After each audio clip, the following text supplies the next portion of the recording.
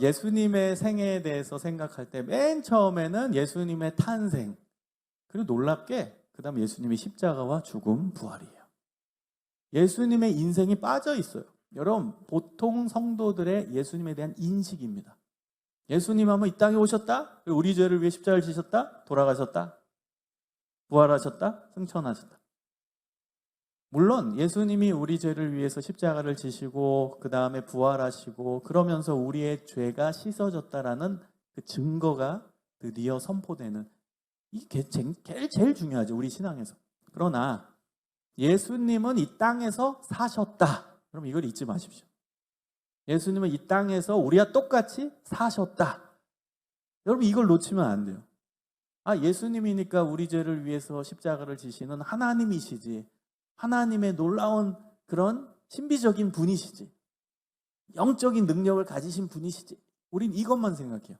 근데 우리와 똑같은 몸을 가지신 그분이 이 땅에 사셨다. 여러분, 이걸 잊지 마세요. 그럼 우리 예수님은 우리의 신앙의 모델이시면서 우리의 삶의 모델이세요.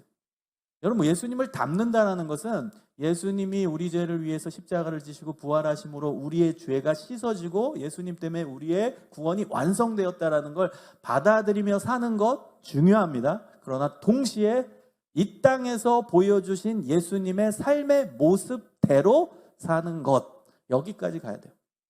우리가 예수를 믿는다라는 건 그냥 예수님 때문에 내 죄가 씻어졌습니다, 이것만 믿는 게 아닙니다. 믿는다라는 건 예수님처럼 살겠다라는 결단이 그 안에 들어가 있는 겁니다. 그래서 여러분, 예수님의 삶을 깊이 있게 묵상하세요. 사순절 기간에 예수님은 이 땅에서 우리와 똑같은 몸을 갖고 있었고, 히브리서 4장 15절에 보면, 히브리서 4장 15절에는 우리와 똑같이 유혹을 받은 자시다, 이렇게 나와요. 그러니까 우리와 똑같은 육체를 갖고 있던 분이 예수님이에요. 유혹도 받으셨대요. 유혹, 우리가 일상생활에서 받는 그 유혹도 예수님은 똑같이 받으셨대요. 근데 그걸 극복하신 거잖아요. 그걸 이겨내신 거잖아요. 대단하시지 않아요?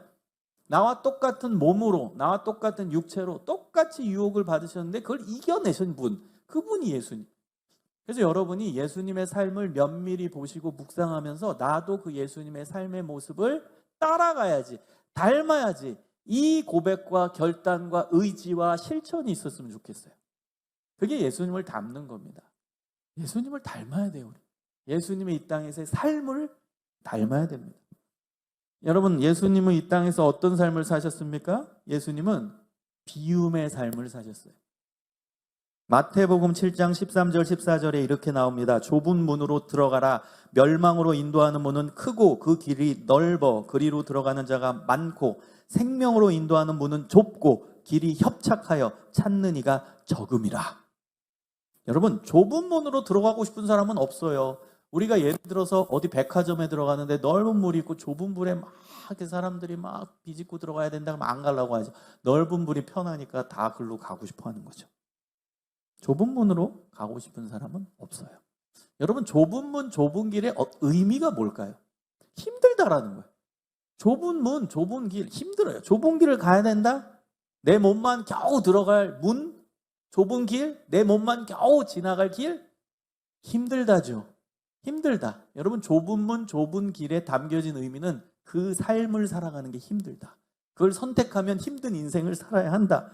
또한 남들과 다른 삶을 살아야 된다. 여기에 담겨있는 의미입니다. 힘들다, 남들과 다른 삶을 살아야 된다. 여러분, 말씀을 지금 이제 시작하는데요, 한번 여러분 스스로 성찰해 보세요. 나는 신앙인으로 살면서 뭔가 힘든 부분이 있는가? 힘든 삶이에요. 좁은 문은, 좁은 길은 힘든 삶이에요. 신앙인으로 살면서 힘든 부분이 있나? 있어야 된다는 뜻입니다. 그리고 남들과 달라. 남들은 다 넓은 길, 넓은 문으로 가거든. 근데 나는 좁은 길을 선택하거든. 다른 사람과 다른 선택을 한다는 뜻이에요. 그럼 여러분은 믿지 않는 자들과 다른 삶의 모습이 있는가? 이걸 성찰해 봐야 돼요. 내가 예수 믿으면서 힘든 부분이 있는가? 아니면은 내가 믿지 않는 자들과 다른 삶의 모습이 있는가? 그 질문에 대해서 내가 믿지 않는 자들과 뭐가 다르지? 똑같은데, 똑같이 밥 먹고 똑같이 놀고 똑같이 오락하고 똑같이 대화 친구들이랑 대화하고 똑같이 돈 타령하고 똑같고 다 똑같은데 여러분 회개해야 됩니다. 좁은 문 좁은 길의 삶을 내가 살아가고 있는지를 성찰해 봐야 한다는 거예요. 그런데요, 우리 하나님의 논리는 그렇습니다. 우리가 좁은 문 좁은 길을 선택한다, 즉 비움의 삶을 산다. 여러분, 사람은 다 채우고 싶거든요. 갖고 싶지. 누가 비우고 싶겠어요? 이게 힘든 거거든요. 그리고 이게 다른 삶이거든요. 모든 사람들은 돈 많이 벌고 싶죠. 다 갖고 싶죠. 내 거, 나 중심이고 싶죠. 그게 채움의 삶이죠. 다 채워지길 원해요. 배고프면 배가 부르길 원하고, 내 지갑에 돈이 없으면 채워지길 원하고, 다 채워짐. 이게 우리 인생의 가치이고 우리가 원하는 부분이죠. 그런데 그 반대 좁은 길, 좁은 문은 뭐예요? 반대예요. 비우는 거죠. 그래서 힘든 거예요. 비우는 게 얼마나 힘든데요.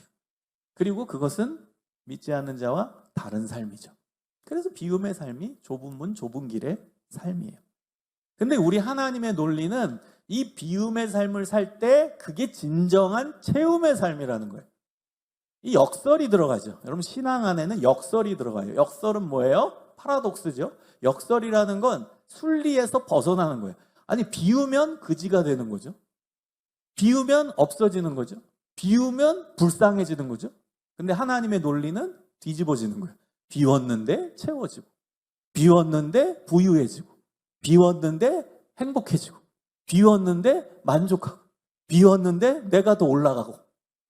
이게 하나님의 역설의 논리입니다. 여러분, 비울 때 누가 채워주실까요? 하나님이 채워주신다요. 비울 때 하나님이 채워주신다. 비울 때 하나님이 능력 주신다. 비울 때 하나님이 평안 주신다. 비울 때 하나님이 능력 주신다. 주체가 바뀌는 거예요. 내가 힘들게 내가 내려놓을 때 하나님이 주체가 돼서 나에게 채워주시는 역사가 일어나는 거예요. 비우는 과정은 힘들 수 있지만 그 다음은 하나님이 채워주신다예요. 여러분, 이 신앙의 경험을 해봐야 돼요. 그래야 행복한 삶이 돼요. 그래야 그 비움도 진실된 비움이 됩니다. 어떤 사람은 비움하면서 억지로 아이고 내가 비우기 싫은데, 내가 욕심 내려놓기 힘든데, 너무 낑낑대고 힘들어요. 내가 이 지갑에서 헌금 내기 싫은데, 내가 구제하기 싫은데, 근데도 해야 되니까 불쌍하죠. 근데 진짜 체험을 경험한 사람들은요, 기뻐서 하는 거예요. 체험을 경험한다. 하나님의 체험을 경험한 사람은 기뻐서 헌금 내고, 기뻐서 구제하고, 기뻐서 봉사하고. 그게 비움이잖아. 내 거가 나가는 게 비움인데, 내 거가 다 쏟아내지는 게 비움인데, 근데 그게 기뻐서 하는 거예요. 왜? 내가 나가는 것 같아 보이고 내가 내 걸 쏟아내는 것 같아 보이지만 결국 하나님이 다 채워주시는 걸 경험하기 때문입니다. 여러분, 예수님은 빌립보서 2장 5절에서 8절에 보면 이런 분이세요. 너희 안에 이 마음을 품으라 곧 그리스도 예수의 마음이니 그는 근본 하나님의 본체시나 하나님과 동등됨을 취할 것으로 여기지 아니하시고 오히려 자기를 비워 종의 형체를 가지사 사람들과 같이 되셨고 사람의 모양으로 나타나사 자기를 낮추시고 죽기까지 복종하셨으니 곧 십자가에 죽으심이라. 여러분, 예수님이 얼마나 비움의 삶을 실천하셨냐면 모든 하늘의 능력과 권위와 권세를 버리고 인간을 구원하기 위해 이 낮고 낮은 땅에 인간의 눈높이를 맞춰서 오셨어요. 그런데 인간은 다양하잖아. 그 다양한 인간을 품기 위해서 그 다양한 인간의 가장 낮고 연약한 사람들의 눈높이를 맞추셨다는 거예요. 당시에 가장 낮고 연약한 사람들의 눈높이는 종이었기 때문에 종의 제도가 있었어요. 성서시대 때는. 그래서 종의 모습을 갖고 이 땅에 오셨어요. 여러분, 이거 굉장한 거 아닙니다. 여러분, 이것이 하나님의 사랑의 능력이고 비움의 능력이에요. 그분이 먼저 이걸 실천하셨다는 거예요. 여러분, 어떤 종교가 신이 이 땅에 내려와가지고 왕으로 군림하기 위해 온 것도 아니라 멋있는 모습으로 온 것도 아니라 종의 모습으로 온다? 여러분, 어떤 종교도 이런 신관을 가진 종교가 없어요. 어떤 종교가 신이 이 땅에 와서 인간 아래 가장 낮은 종의 모습으로 옵니까? 우리 하나님만이, 우리의 참신이신 유일하신 하나님만이 이런 놀라운 진짜 말할 수 없는 이 능력, 사랑의 능력을 보여주신 거죠. 비움의 능력을 보여주신 거죠. 여러분 잘 생각해 보세요. 모든 걸 가진 하나님이, 모든 능력을 가진 하나님이, 그것도 내가 인간을 다 만들었는데 하나님이 그 인간의 모습으로 오시되 인간 중에 가장 낮은 종의 모습을 갖고 오셨다. 이게 말이 돼요? 이게 가능하겠어요, 여러분? 여러분이 권력자고 여러분이 능력 많고 여러분이 회사의 CEO인데 가장 말단 사람보다도 더 초라한 모습으로 그 회사 생활하고 있다고. 아주 쉽게 생각해 봐요. 여러분이 돈 많은 정말 우리나라 10대 기업의 회장인데 여러분 말단 사업보다 더 나은 정말 가장 월급 적게 받는 그 사람의 모습으로 회사 생활을 할 수 있겠냐고요. 내가 이 회사 설립한, 그래서 10대 기업 만든 회장인데 가능하겠냐고요, 그게. 우리 하나님은 그거랑 비교 안 될 만큼 최고의 권세와 권위와 능력을 가지시는 그분이 인간의 모습으로 오되 가장 낮은 인간, 당시에 가장 낮은 인간인 종의 모습을 갖고 오셨다라는 사실. 비움의 인생을 사신 거죠. 비움의 실천을 본인이 먼저 하신 것이죠.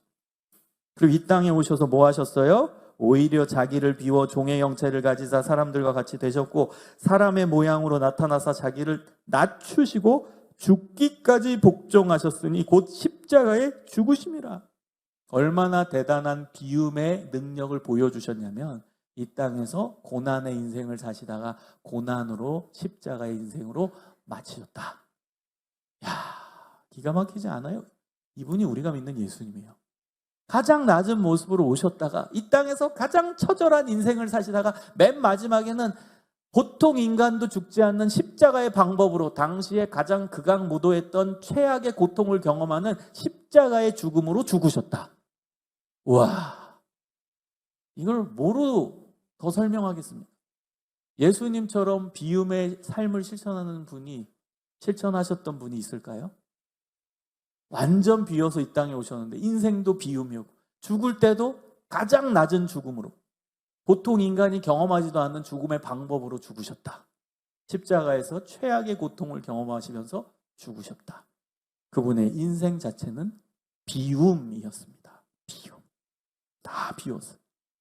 다 비웠어요. 그 비움의 삶을 통해 구원을 완성하신 겁니다. 비움의 삶을 통해서 놀라운 하나님의 능력의 역사가 일어난 거예요. 예수님의 비움을 통해 우리 인간이 구원받은 거예요. 예수님의 비움의 실천을 통해 우리가 살아난 거예요. 우리가 회복된 거예요. 우리가 행복하게 된 거예요. 그래서 예수님의 제자도 예수님을 따라 비움의 삶을 사는 거예요. 갈라디아서 2장 20절에 바울도 예수님을 만나고 비움의 삶을 실천하기로 결단합니다. 내가 그리스도와 함께 십자가에 못 박혔나니 그런즉 이제는 내가 사는 것이 아니요 오직 내 안에 그리스도께서 사시는 것이라. 이제 내가 육체 가운데 사는 것은 나를 사랑하사 나를 위하여 자기 자신을 버리신 하나님의 아들을 믿는 믿음 안에서 사는 것이라. 예수님의 제자니까 나도 예수님 만나고 예수님 제자니까 예수님처럼 나도 비움의 인생을 살겠다. 내 삶을, 내 인생은 예수와 함께 십자가에 못 박혀 죽었다. 난 죽었다. 내 인생 이제 없다. 내가 사는 이유는 내 안에 그리스도, 그분만이 사시기 때문에 그분을 믿는 믿음 안에서 사는 이 한 가지뿐이다. 바울의 고백입니다. 예수 믿는 자의 고백, 우리의 고백이어야 됩니다. 여러분, 예수 믿는 자들은요, 자신의 욕심, 자신의 욕망으로 살아가는 존재가 아닙니다. 하나님의 비전, 하나님의 능력, 하나님의 은혜, 하나님의 평안으로 살아가는 존재입니다. 여러분, 세상의 욕심을 버려야 돼요. 비워야 돼요.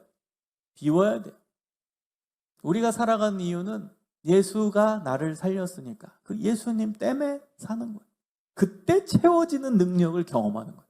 그때 채워지는 은혜를 경험하는 거예요. 그때 채워지는 평안을 경험하는 거예요. 예수와 함께 죽고 예수와 함께 산다. 이게 믿는 자의 삶의 고백이어야 됩니다. 여러분, 오늘 본문을 보면 우리가 너무나 잘 아는 내용이죠. 오병이어의 기적입니다. 예수님께서 5,000명을 먹이신 장면입니다. 당시에는 남자 성인 숫자만 셌어요. 남자 성인 숫자만 5,000명이었어요. 그럼 여성과 아이까지 합치면 산술 불가입니다. 2만 명, 2만 5천 명, 3만 명, 학자마다 다 달라요. 산술을 할 수가 없어요. 안 나오니까. 그렇게 많은 숫자입니다. 여자와 아이까지 합치면 10,000명이 넘어가면 엄청난 숫자가 예수님을 보기 위해, 예수님의 가르침을 듣기 위해 몰려들었다는 겁니다. 여러분, 그 갈릴리 마을들은 작은 마을입니다. 10,000명, 20,000명 모였다라는 건 그 마을 전체 거의 다가 모였다라는 뜻입니다. 그만큼 예수님은 소위 그 갈릴리 지역의 스타가 되셨어요. 예수님 말씀 들으려고 몰려들고, 예수님께 기적을 체험받으려고 몰려들었어요. 너무나 많은 사람들이 몰려들었어요. 근데 우리 예수님은 이 갈릴리 지역에 있는 사람들을 보고 마음이 안타까워했습니다. 왜냐하면 그 갈릴리 지역은 빈촌이었어요. 가난한 사람들이 집단으로 거주하던 지역이었어요. 배고픈 사람들이 너무나 많았어요. 힘든 사람들이 너무 많았어요. 못 먹는 사람들이 너무 많았어요. 그래서 가르침을 딱 마치니까 딱 밥 먹을 때가 된 거예요. 우리도 설교 마쳤는데 딱 밥 먹을 때 되면 배고프잖아. 교회에서 밥 안 주나? 그렇죠? 우리가 뭐 수련회 하는데 예를 들어서 수련회 설교 끝나고 밥 안 주면 기분 상하잖아요. 밥을 줘야지. 근데 예수님도 다 가르침을 다 마치니까 딱 식사 때가 된 거예요. 그러니까 마음이 아프셨어요. 이 사람들 잘 못 먹는 사람들인데 이 강의 마치고 내가 먹을 것을 줘야겠다. 그런 마음을 가지셨다라는 겁니다. 자, 그래서 예수님이 빌립을 테스트하십니다. 제자 빌립. 야, 이제 여기 사람들 강의 마치고 먹을 거 줘야 되는데, 자, 어디서 우리가 이 떡을 사람들에게 먹일까? 우리 이 사람들 얼마 하면 되겠냐? 여러분, 빌립한테 예수님이 테스트하신 겁니다. 그랬더니 빌립은 이렇게 답합니다. 이 한 사람 한 사람 제가 세보니까요, 200데나리온의 떡이 있어도 부족하겠습니다. 예수님, 한 200데나리온 정도 돈 듭니다. 이 사람들 다 먹이려면. 예수님 돈 있으세요? 200데나리온 있으세요? 이거예요. 자, 한 사람의 하루 노동자의 1급, 일당이 1데나리온입니다. 그러면 여러분 200데나리온이면 꽤 많은 돈이죠. 지금 뭐 돈으로 환산할 수 없지만 1,000만 원이 넘는 돈이에요. 여러분 우리나라 일당 환산을 해보세요. 하루 8시간 근무한다. 일당 곱하기 해보세요. 대략. 그리고 그거를 200일 곱해보세요. 꽤 많은 숫자이죠. 1,000만 원이 넘는 돈입니다. 그게 한 번에 이 식사 비용이 든다라는 거예요. 빌립이 계산이 빨랐죠. 자, 그런데 조금 이제 믿음이 약간은 있었던 그 안드레가 예수님께 다가와서 이렇게 얘기합니다. 여기 한 아이가 보리떡 5개와 물고기 2마리를 가지고 있습니다. 여기까지 믿음이 조금 있어요. 이 한 아이가 보리떡 5개, 물고기 2마리 바쳤습니다. 근데 그 다음이 문제예요. 안드레도 문제 있어요. 뭐라고 얘기하냐? 근데 여러분 요거 갖고 뭐 하겠어요, 예수님? 이렇게 얘기해요. 떡 5개, 물고기 2마리 바친 아이가 있는데 이것으로 어떻게 저 많은 사람들을 먹이겠습니까? 처음엔 좋았어. 그래도 이 아이가 이렇게 바쳤어요. 그리고 그 다음 이렇게 반응해야 될 거 아니에요? 예수님이면 이 사람들 다 먹일 수 있습니다 라고 믿음의 고백을 해야 됐는데, 안타깝게 안드레도 그런데 이 떡 5개와 물고기 2마리로 어떻게 이 많은 사람을 먹일 수 있겠습니까? 이렇게 얘기했어요. 근데 여러분, 우리가 잘 알듯이 예수님은 그 떡 5개와 물고기 2마리로 남자만 5,000명, 여자와 아이까지 합치면 10,000명이 넘어가는 어마어마한 사람들을 다 먹이시고, 심지어 남은 음식이 12바구니에 찼어요. 음식이 남았어. 12바구니. 이게 바구니가 어마어마하게 큰 거거든요. 12바구니가 남았어. 예수님은 남은 거 모으라고 하십니다. 왜 그래요? 제 추측으로는 갈릴리 사람들이 배고픈 사람들이 많았거든요. 그래서 잘 모아놨다가 못 먹은, 예수님 가르침하는 그 시간에 못 온 사람도 있을 거 아니에요. 몸이 아파서 못 온 사람, 어떤 바쁜 일이 있어서 못 온 사람들이 있었을 거 아니에요. 마을에. 그 마을에 그 모아둔 12바구니의 음식들을 다 유통해서 못 먹는 사람들 먹이셨을 거예요. 아마도. 우리 예수님이 그 마을 전체를 먹이신 거예요. 다 주신 거예요, 먹을 것을. 그런 기적을 베푸시니까 여기 몰려있던 사람들이 기가 막힌 거예요. 우와, 저분이 저런 놀라운 기적을 베푸셨어. 우와, 대단한 기적을 베푸셨어. 우와, 저분을 임금님 삼자. 저분은 우리의 임금 되시면 우리 이제 먹을 거 걱정 없어. 저분이 임금 되시면 이제 로마의 압제에서 벗어날 수 있는 능력에 있는 능력자셔. 저분은 우리 임금님으로 모시자.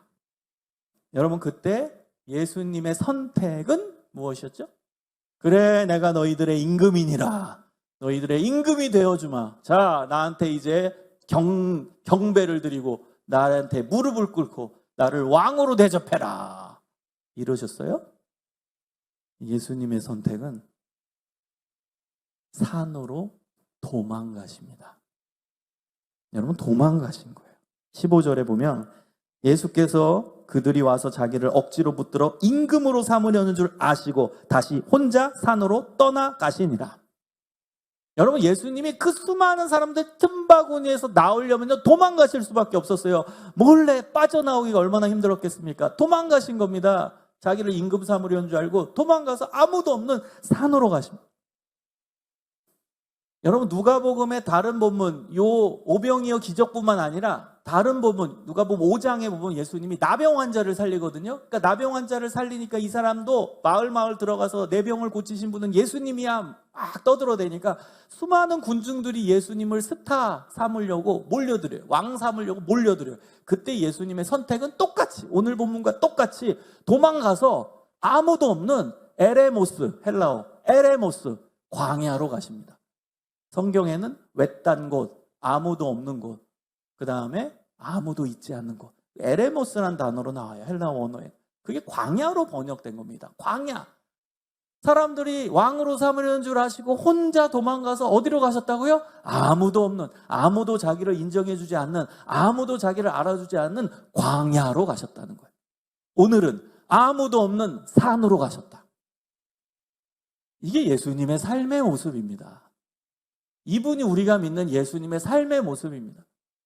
여러분, 우리는 어때요? 누가 나 스타 만들어주겠다. 너 유튜버, 우리는 맨날 유튜버 보면서 야, 부럽죠. 뭐 몇만 조회수 나오고 뭐 구독자 뭐 나오고, 야, 우리도 유튜버에서 이렇게 좀 대박 났으면 좋겠다. 그다음 뭐 인스타 뭐 하면서 야, 좀 팔로워 좀 많았으면 좋겠다. 내가 좀 스타가 됐으면 좋겠다. 우리는 심리 중에 그게 있어요. 그리고 어린 시절부터 우리가 많이 불렀던 노래, 텔레비전에 내가 나왔으면 정말 좋겠네. 우리는 그런 심리가 있어요. 높아지고 싶고 알아주길 원하고 인정해주기를 원하는 그 심리가 우리 안에 다 있다는 거예요. 근데 예수님은 도망가세요. 임금 삼으려는 줄 아시고 도망가시고, 왕으로 삼으려는 줄 알고 도망가셔서 산으로 가시고 광야로 가시고 비움의 삶을 보여주시는 거예요. 여러분, 예수님이 산으로 가시고 광야로 가셔서 뭐 하셨겠어요? 기도하셨죠. 누가복음 5장에는 광야로 가셔서 기도하셨다. 에레모스로 가셔서 하나님께 기도하셨다. 기도를 통해 채움받는 거예요. 비워진 그곳에 채워지는 거예요. 하나님의 능력이 채워주고 하나님의 평안이 채워주고 하나님의 은혜가 채워지고 하나님의 이끄심이 채워지고 하나님의 인도하심이 채워지는 거예요. 여러분, 산으로 가서 뭐 하셨어요? 기도하셨어요. 광야로 가서 뭐 하셨어요? 기도하셨어요. 그곳에서 하나님께 채움받는 겁니다. 이게 믿는 자의 삶의 공식이어야 돼요. 여러분, 비우세요. 그건 비움으로 끝나는 게 아니에요. 그곳에 하나님을 찾을 때 하나님의 은혜와 평안과 기쁨이 채워지는 거예요. 그게 예수님의 삶이었고 우리도 예수 믿는 자로서 이 삶을 실천하며 살아야 됩니다. 사랑하는 여러분, 예수님의 삶을 묵상하고 깊이 있게 생각하는 사순절 기간입니다. 예수님은 이 땅에서 비움의 삶을 사셨습니다. 그러나 그 비움은 비움으로 끝나지 않고 체험의 삶으로 연결이 되었습니다. 하나님이 인도하시는 인도의 체험, 도우심의 체험, 이끄심의 체험, 그리고 그 안에서 느끼는 풍성한 만족감, 풍성한 평안, 풍성한 기쁨, 풍성한 은혜, 풍성한 능력, 그것으로 놀라운 기적의 삶을 사셨던 분이 예수님입니다. 변함없는 사명의 삶을 사셨던 분이 예수님입니다. 우리와 똑같은 육체를 가지셨지만 모든 유혹을 극복하신 예수님이십니다. 우리도 그 예수님의 삶을 본받아 매 순간 우리의 욕심, 우리의 자아가 깨지고 우리의 욕심이 내려지고, 그리고 그 안에 하나님의 비전과 하나님의 능력과 하나님의 평안과 하나님의 기쁨과 하나님의 능력으로 채워지는 인생을 경험하시는 저와 여러분이 되시기를 주님의 이름으로 축원합니다. 우리 다 같이 기도하겠습니다. 하나님, 감사합니다. 오늘 말씀을 듣고 우리 자신을 돌아봅니다. 우리는 우리 스스로 채워지길 원했고, 가지길 원했고, 붙들길 원했고, 움켜쥐길 원했지만 예수님은 다 비우시는 비움의 삶을 실천하십니다. 우리도 예수님의 모습을 본받기를 소망합니다. 비울 때 채워지는 이 역설의 진리를 깨닫고 예수님으로 인해 채워지게 하시고, 예수님의 은혜와 평안과 기쁨과 능력이 우리 삶 속에 충만하게 임하게 되는 역사를 경험하게 하여 주시옵소서. 언제나 우리와 동행하시는 구주 예수 그리스도의 이름으로 기도합니다. 아멘.